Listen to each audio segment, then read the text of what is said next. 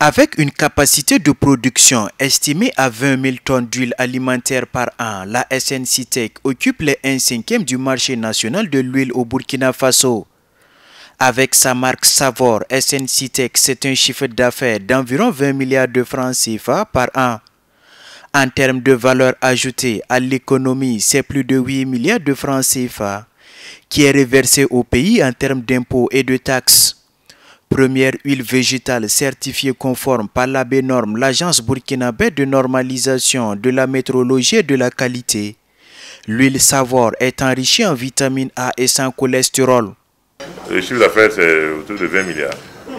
Et il faut savoir que SNCTech, ce n'est pas que l'huile, c'est également les produits pour animaux. Donc nous œuvrons dans le domaine de l'alimentation humaine et de l'alimentation animale. Donc il y a les produits pour animaux que nous appelons les aliments pour bétail et les tourteaux de coton. Et nous produisons également, nous avons une savonnerie et nous produisons pour environ 8 000 tonnes de savon par an pour les besoins d'hygiène. Mais depuis quelques années, la société enregistre des centaines de tonnes de bidons d'huile invendus. Pourtant, le pays ne produit que seulement 50% des besoins en huile de la population. Malgré la qualité de l'entreprise, elle fait face à la concurrence déloyale de certaines huiles importées qui inondent le marché. À ces difficultés s'ajoute le coût réduit des huiles importées, souvent préférées par les consommateurs locaux, et le poids des taxes nationales.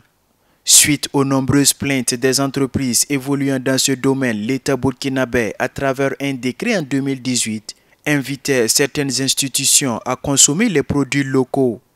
Mais le phénomène de la mévente perdue des responsables d'industrie d'huile alimentaire pour pallier à la situation préconise même la suppression de la taxe sur la valeur ajoutée sur l'achat des graines de coton destinées à la production d'huile alimentaire.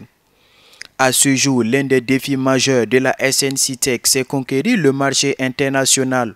Pour ne parler que de cette année 2018, et nous avons exporté sur le Mali pour environ 15% de nos volumes, et ça représentait autour de 30-45 000 bidons.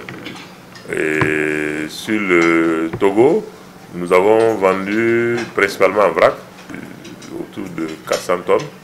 Et nous escomptons, nous avons vendu également au niveau du nord de la Côte d'Ivoire autour de 15 000 bidons. En 2018, la société a signé un partenariat avec le PAM, le Programme alimentaire mondial, ce qui a permis d'écouler un équivalent d'un mois de production d'huile alimentaire.